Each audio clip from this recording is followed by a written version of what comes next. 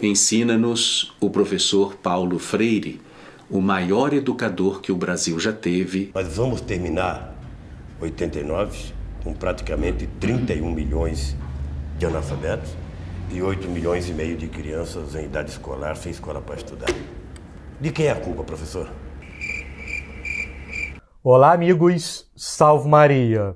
A lamentável campanha ecumênica do ano passado foi elaborada sob a liderança dos revolucionários do CONIC, cuja principal representante atendia pelo nome de Pastora Romy Benck. Eles pegaram a Bíblia e começaram a rasgar, e daqui a pouco a Bíblia foi queimada. Mas eu pensei, pô, isso aqui é um lugar bom. A pastora Romy Márcia Benck. Eu a conheço há muitos anos, é uma pastora luterana. Ela, então, inteligente que é, praticamente coordenou esse trabalho. A campanha foi marcada por um texto base cheio de pautas revolucionárias. A Romy Benck, que tem sido a alma de todo esse trabalho, ela soube juntar as pessoas, costurar, ter paciência. Isso significa também falar sobre a descriminalização do aborto, incluindo a ideologia de gênero e uma bibliografia contendo 2 livros que pareciam um kit gay pensado para jovens católicos. Bons leigos, padres e bispos reagiram em todo o país, o que culminou com uma grande rejeição a esta edição ecumênica. Após mostrarmos que parte da arrecadação de um ano anterior tinha sido direcionada para organizações de extrema esquerda, todo amor é sagrado.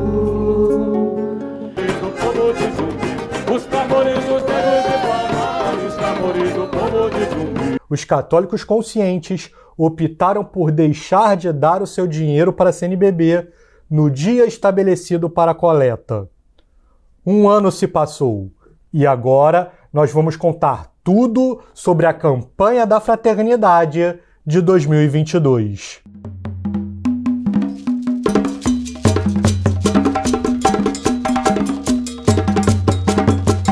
A Quaresma é um tempo do ano litúrgico que se inicia na quarta-feira de cinzas e se prolonga até a quinta-feira santa, para dar lugar ao Tríduo Pascal.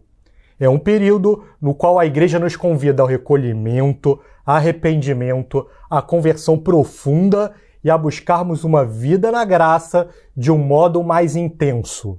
A sua cor litúrgica é o roxo, que significa luto e penitência, e nós somos chamados a reforçar a oração, o jejum e a esmola em um intenso combate espiritual durante todo este período. As quaresmas no Brasil eram bem celebradas até a década de 1960, quando começou a surgir as primeiras campanhas da fraternidade. Elas só poderiam aparecer neste período conturbado, tão marcado pela apostasia de milhões de leigos e sacerdotes. Os membros comunistas da CNBB foram impondo campanhas materialistas em todas as quaresmas, com o intuito de reduzir a Igreja ao papel de uma ONG ativista. O desafio é viver. Viver a ecologia integral, começando de atitudes novas nossas. A campanha heterodoxa deste ano é voltada para a educação. Então, a campanha da fraternidade é também mover um coletivo para superar um problema grave que é a educação. A Quaresma nos propõe a conversão. Então, a conversão coletiva. O que é uma conversão? É mudar a mentalidade em relação a esse tema proposto. E para vocês terem uma ideia de como o documento acaba sempre direcionando os fiéis para um ativismo materialista, vejamos a quantidade de vezes que algumas palavras-chave aparecem no texto base deste ano. Como a preocupação com as foquinhas não poderia ficar de fora, termos como ecologia, ecológico e ecológica ao longo do texto. A crise do vírus chinês ganhou grande destaque na quaresma deste ano. Vírus e vacina tiveram juntas 10 citações. O Covid apareceu 20 vezes no texto. E uma das grandes estrelas deste ano foi o termo pandemia, com 55 citações.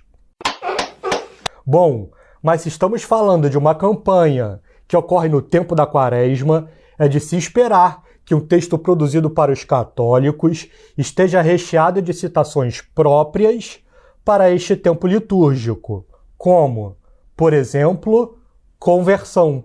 Nós vamos à missa, recebemos as cinzas como sinal de que nos reconhecemos necessitados sempre de conversão.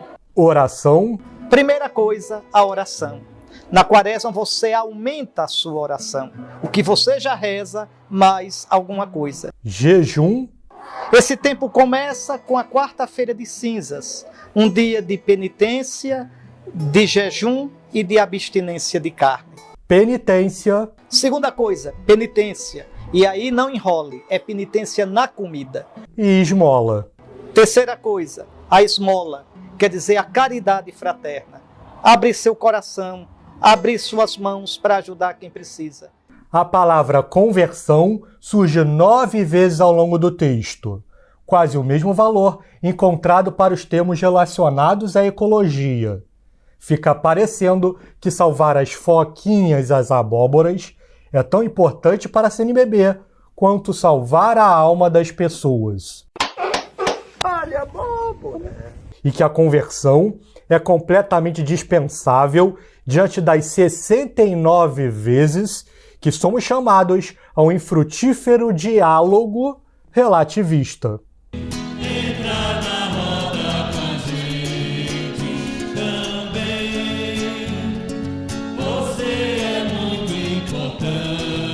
Por coincidência, 2 das citações de conversão são logo na hora de pedir dinheiro. Mas calma que pode piorar.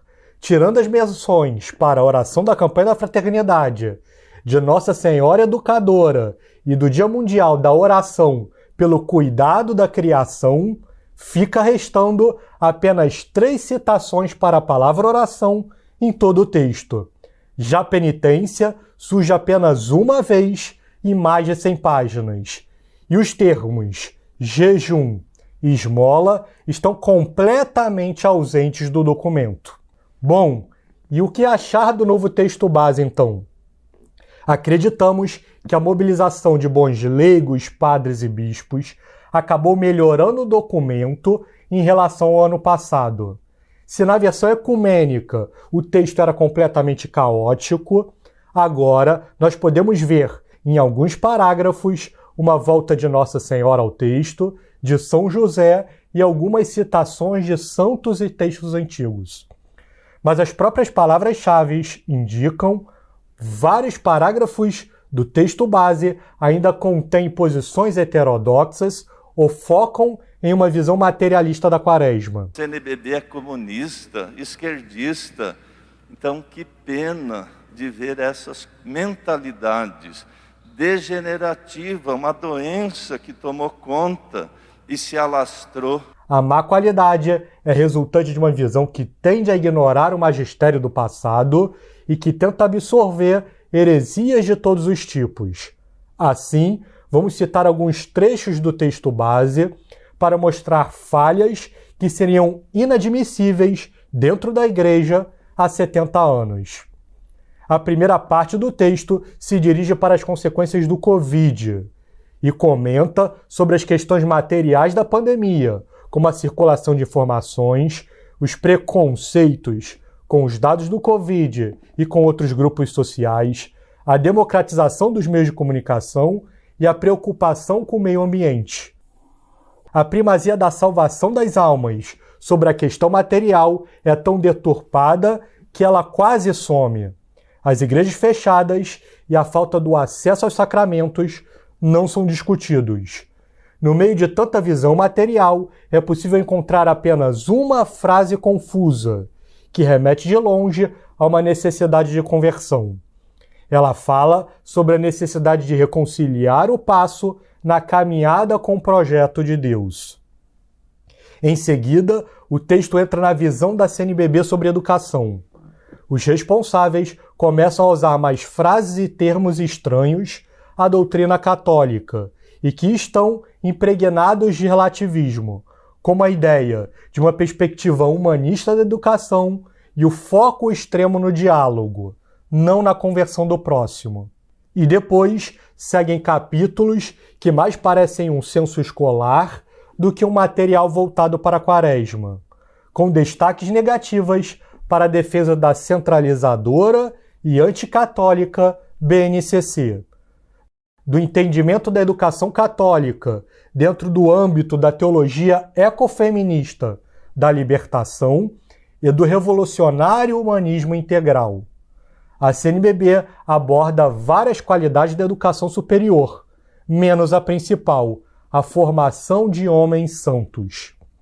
Os parágrafos dedicados para as universidades católicas também são negativos. Mais uma vez, se percebe o foco no ativismo e na justiça social, em detrimento da salvação das almas. O texto sugere que o objetivo das instituições católicas seria formar bons e honestos cidadãos, que possam atuar iluminados pelos valores cristãos. Esta é uma linguagem estranha para definir o fim da educação, ainda mais no âmbito católico. O que seriam valores cristãos? Para um bicho progressista, um valor cristão poderia ser formar militantes de esquerda. A universidade é o lugar da militância. Aqui nós precisamos criar ativistas. Oxalá nós conseguíssemos que todos os alunos da PUC Minas saíssem da universidade formados e ativistas no meio ambiente. Os membros da campanha da fraternidade não precisavam inventar nada. Era só criar um texto base, de preferência em outra época do ano, que partisse de uma reflexão séria sobre a Divini Ilius Magistri, do Santo Padre Pio XI. Esta encíclica é uma grande referência da educação católica e foi escrita no século XX, ou seja, já em um contexto de crise acentuada em toda a sociedade. A definição de educação de Pio XI é bem diferente da proposta pelo texto base. Os argumentos confusos e materialistas somem, e entra uma visão clara e transcendente. Para o Santo Padre, a educação consiste na formação do homem nesta vida para que ele alcance a Deus, o fim último para o qual ele foi criado. Ou seja, a educação deve preparar os homens para a graça de Deus e para torná-los santos. E se a educação visa formar homens santos, é óbvio que para a Igreja não existe educação adequada e perfeita que não seja católica. O Papa condena tanto o ensino público laico que temos hoje em dia, quanto as escolas privadas que não são católicas, chegando a demandar que os pais evitem a matricular os seus filhos em tais colégios. Mas a visão do Santo Padre não para por aí. Ele condena a educação sexual nas escolas e até autores como Paulo Freire, pois o Santo Padre critica o excessivo papel atribuído ao aluno em detrimento de quem realmente conhece a matéria a ser transmitida, o educador. E tudo isto que o Santo Padre condena na magistral encíclica Divini Ilius Magistri está apoiado pela campanha da fraternidade ou nem chega a ser discutido no documento. Educação que não transforma, não educa. Por isso, Paulo Freire, fiquei emocionado de ouvir a voz dele ali no começo, Célia. Sério mesmo. Puxa vida, que homem, né? Que homem extraordinário, né? Puxa vida, que homem, né? Que homem extraordinário, né? Puxa vida, que homem, né? Afinal, o importante mesmo para a CNBB não é formar jovens santos, mas dialogar com o mundo. E os problemas vão muito além do texto base. Já estamos vendo líderes progressistas em todo o país usando o tema para avançar com pautas diversas que contrariam a doutrina da Igreja. São muitas as lutas dos direitos humanos, Tudo isso compreende, essa grande área, é o direito de ter direitos. Acredito que todos nós temos que nos empenhar de aprender aquilo que nos diz o teólogo Leonardo Boff. Sendo tão humano assim, só podia ser Deus.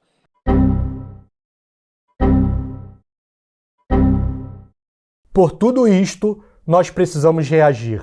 A mobilização dos católicos de todo o país gerou uma campanha da fraternidade um pouco melhor neste ano. Mas como vimos, há muito que melhorar. Assim sendo, para o ano de 2022, temos 3 pedidos para vocês. Em primeiro lugar, não doe na coleta a ser realizada no dia 10 de abril. Pegue este dinheiro que você iria doar e ajude a quem precisa.